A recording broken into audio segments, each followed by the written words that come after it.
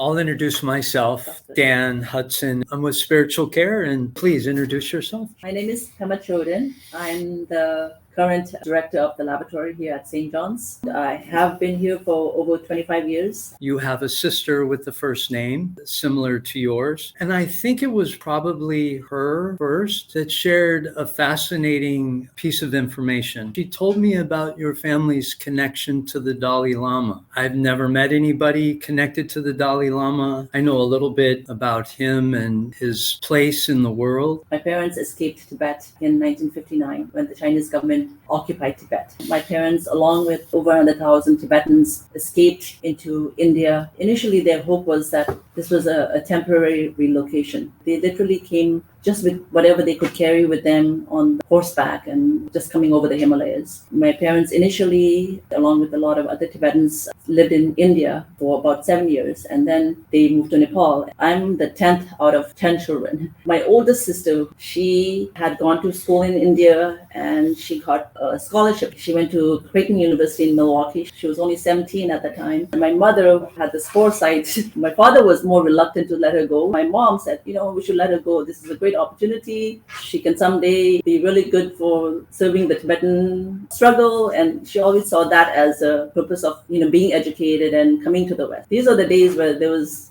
no television. We didn't have even telephone to be able to connect with each other, right? It was literally through telegraph. So my father would send her a telegraph and my sister would respond, or it was through letters that took over 2 weeks to get to each other. But my mother had this foresight and she said her oldest daughter should go to the US. And I think at that time, Seton, my oldest sister, had an audience with the Dalai Lama back in India prior to coming to Milwaukee, because she was one of the first Tibetans to come to the US. Right. And then fast forward, this was late 60s. In 1975, she finished her education in Milwaukee. She became a clinical laboratory scientist. Mid-70s, she decided to move to California. Around 1979, she invited my parents to come to America for just a visit. My parents, mom and dad, both fell in love with the US. They thought, wow, this is the place where the whole family should move to. Even though they were compromising and sacrificing a lot because they didn't speak English. A couple of siblings had come in between to school. The last of the family that immigrated to the US was 1982, and I was only 13 years old at the time. Initially,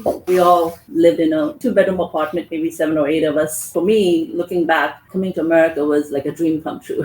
And for my mom, during that initial visit, she had gone to Disneyland, right? Of course, my sister took her to Disneyland. Everybody takes all the visitors to Disneyland. That's the stop, yeah. And she saw Disneyland and she literally prayed, I hope all my kids get to see Disneyland. It was a moment of prayer that she made when she was visiting Disneyland. And sure enough, her prayers came true. And then since we've been here since 1982, every single Tibetan who was born in exile, right, which is in India and Nepal, we all have this moral and ethical responsibility that we feel that we have to work hard, but yet always remember the fact that the Tibetans in Tibet are struggling. Fast forwarding to when His Holiness came to the US and would visit, he would have an audience with all the Tibetans. So I think the first time he came in 1979, and when he comes here for teachings or, when he's invited by universities, he would always make a point to have a little audience with all the local Tibetans. It happened to be maybe in 79, and then since then, in the 80s and